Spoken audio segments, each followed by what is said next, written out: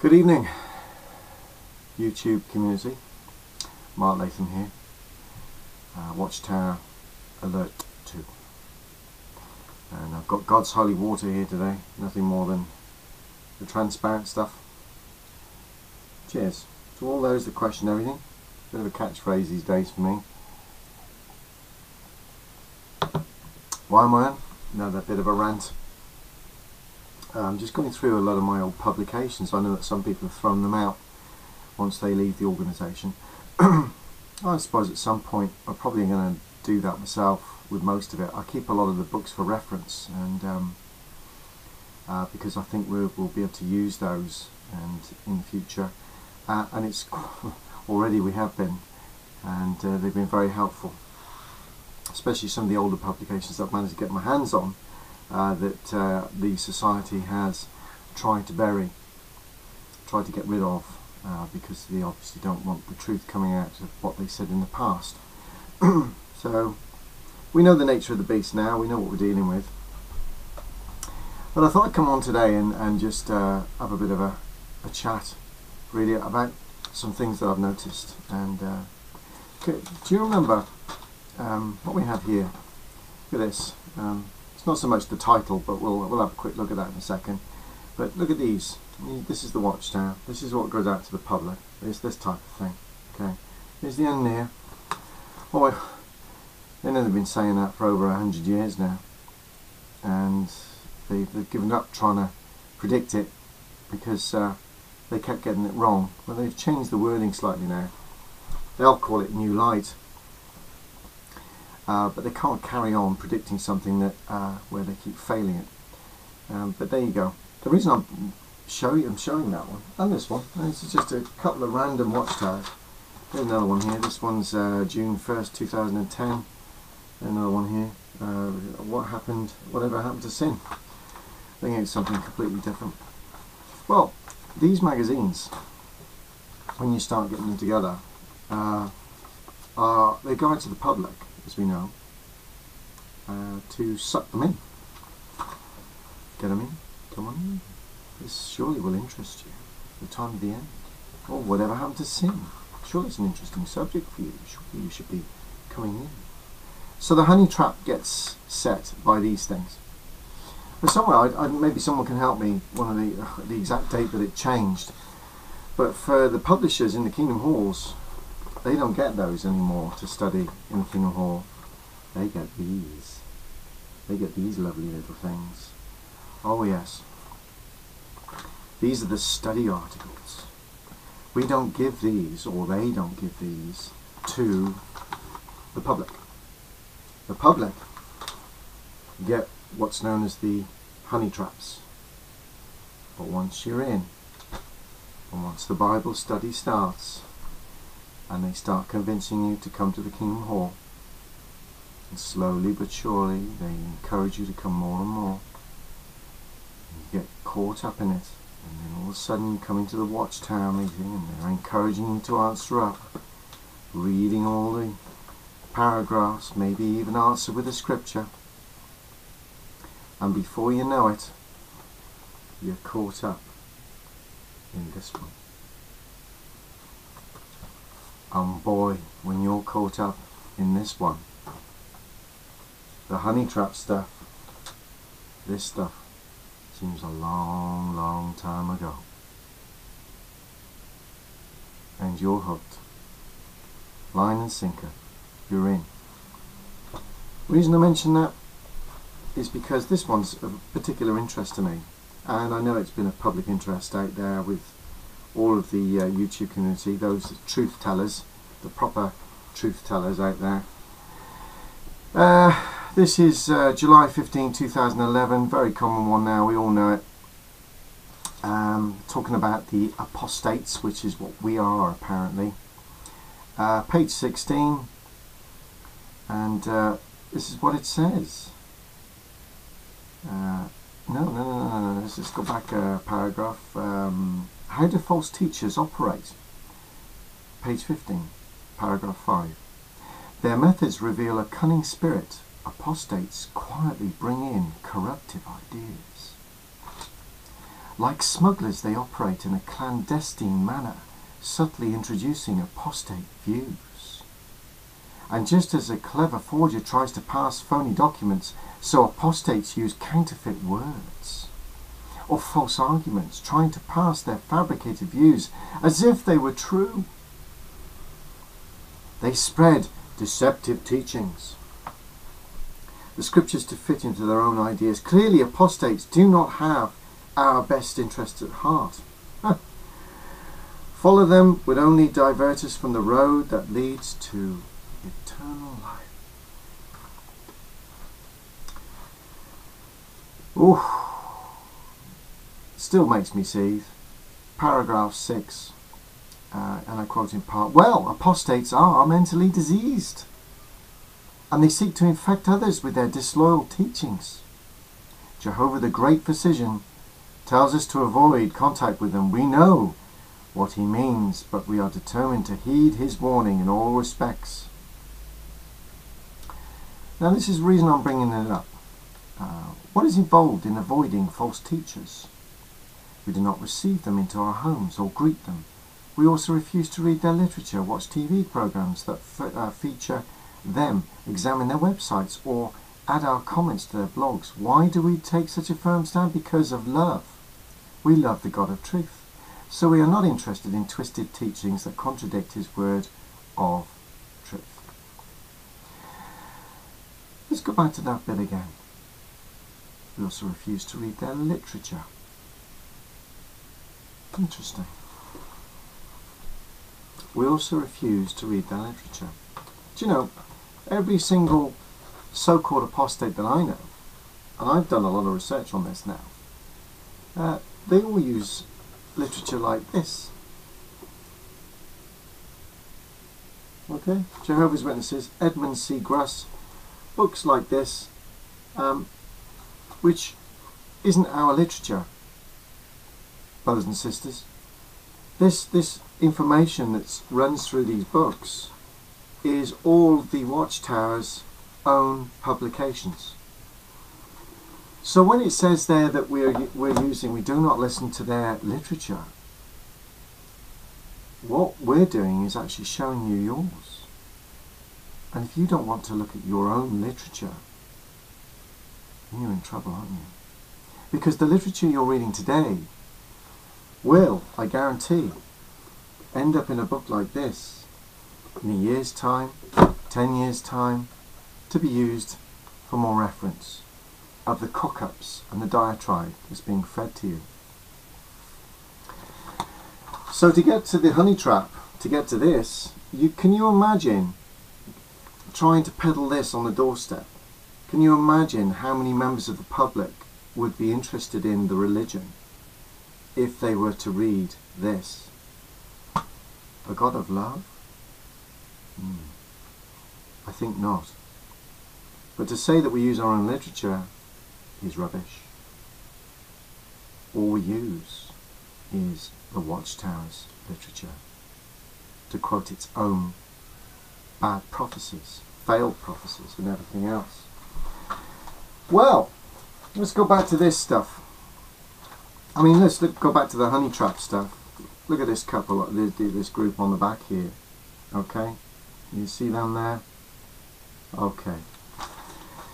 As usual, this is the 128th graduating class of the Watchtower Bible School of Gilead. My goodness. How many of these people will be having children in the future? Or maybe I should be asking the question, how many of these people have sacrificed their futures of bearing children, of having families in the future? Well, right now, when that photograph was taken, all of them will have sacrificed their futures to promote the cult. And looking at the map underneath, if you look at that map, the places where they're all going, very interesting. I might add, and it's just my opinion, the internet is everywhere, as we know. But to many of these places where they're going, there is no internet. They can say what they want to these people. They speak the lingo, And they'll be in there, deceiving them. Deceiving many innocent families that will be clawed in with these honey traps in their own language. And once they're in, they'll then be given the real education. This stuff. The poison that goes in here and stays in there. And these people, these Gilead people, my brothers and sisters, and I still call them that, who I love very dearly, are caught in a cult. They're in a cult. And they will do exactly as they're told.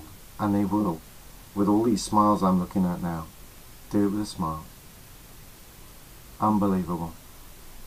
And there'll be another lot after that, and another lot after that. And when they've served their purpose and they're no good anymore, they're thrown away. They're just thrown away. We all know that. We've seen the stories. What am I trying to get at here? Well, we looked at this apostate stuff, and I'm looking at healing yet to come. Balsam. This one's on the June the 1st, 2010. Whatever happened to sin? But on page 22, it talks about the good news that heals. And so is there balsam in Gilead today? Oh yes, today there still exists spiritual balsam, comfort and hope provided by the good news of the kingdom that will be able to bind up broken hearts. And yet here, when you read the real stuff, anybody that questions anything, that loves their own brothers and sisters, is an apostate, is to be shunned, is to be hated. So they contradict themselves all over the place. And all we're doing is showing your own literature. Brothers and sisters, the message is out there. You really got to get to grips with this and start understanding who Jehovah is, who Yahweh is. Do your research. Look at who Yahweh is, where the name Jehovah came from. Start looking at this stuff and give yourself a fighting chance, because you can question it. You really can. Here's a bit of food for thought. Is the end near? Okay, page 7, paragraph, it's about part 4. What must you do to survive the end? Alright? Once again, I'm using your literature. But all I'm going to point something out is this. If you learn from that, it says here that what must you do to survive the end? And in those 2 paragraphs, it doesn't mention Jesus Christ once. Not once. To any Christian, if you were to tell them that when the Armageddon does eventually come, and boy, it is coming, we all know that. To any Christian, real Christian, you say, well, what must you do to gain salvation? What must you do? Well, the answer is very clear.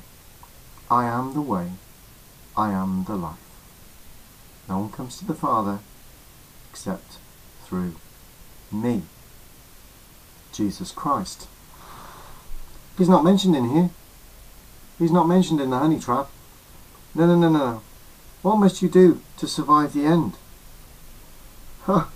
Doesn't mention him once. All the way through there. Why is that? Why aren't they mentioning Jesus Christ as the only way to salvation? There's a question for you, brothers and sisters. Look at that one particular article. Look at what it's saying there, and realise that the only way to salvation is through Christ. Not through this so-called faithful and discreet slave. Reason why? They've got it all wrong. Look. Your literature, they've got it wrong. It's very simple. You have to come through Christ. It's the only way. And the more I read of this stuff, the more infuriated I become. Because I know it's killing people. You read about it. I see the emails. I see children dying. We all do. They even brag about it, or have done in the past. They put kids' faces on the front of the magazines. The front of an Awake had children on it. Children that were smiling, that are no longer here. Through a blood dogma.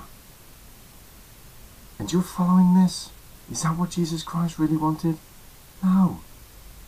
Nowhere in the Bible does it say you should be sacrificing your children on the altar for Jesus Christ. He's done that for you. He's already done it. There should be no more sacrificing. You can't work for the grace of Christ. You can only receive it. And then you honour it and love it to the best of your ability. And you stay close to Jesus Christ. That's the only way that you can survive the end of this world. But this honey trap doesn't mention his name. I'm disgusted with this organisation. Not the brothers and sisters. Let's get this absolutely right. You, Jehovah's Witnesses, are loved by all of us out there. But please, you must start doing your research. Look at these books. There are many of them. But it's not apostate literature. It belongs to you, your organisation.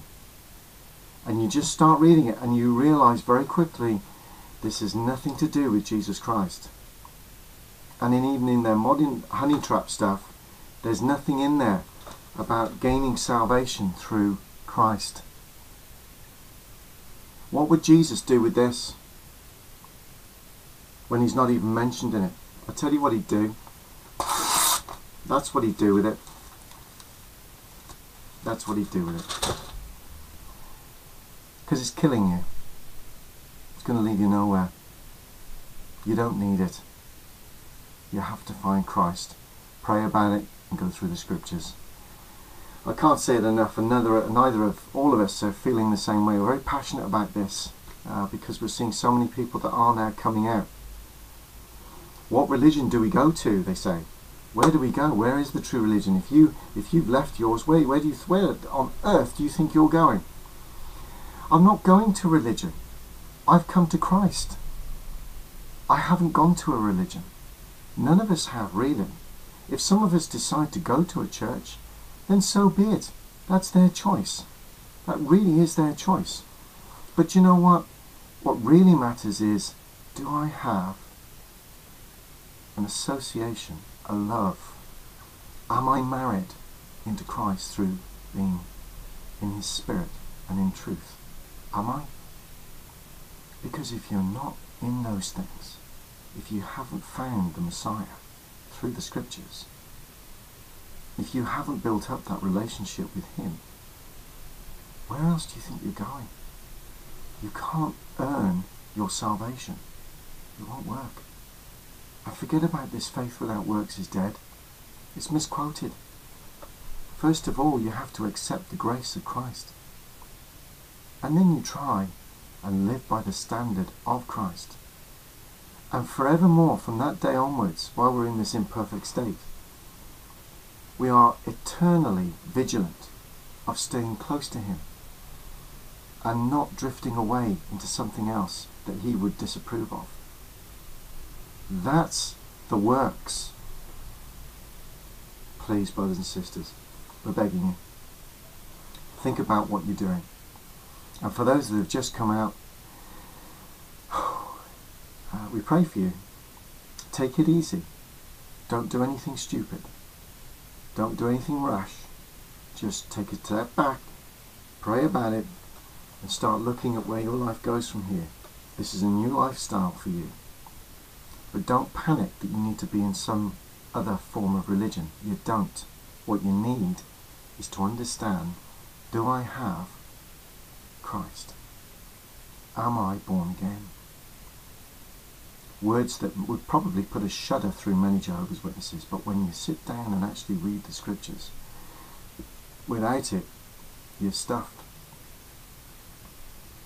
It's that simple. So burn that stuff called the Watchtower Bible and Tract Society. It's getting you nowhere. And if you're out there and you're part of the conscious class, I have seen a lot of postings out there now where there are many in the conscious class that are now not bothering to promote or peddle these honey traps because they're obviously trying to stop people from coming into the organisation now.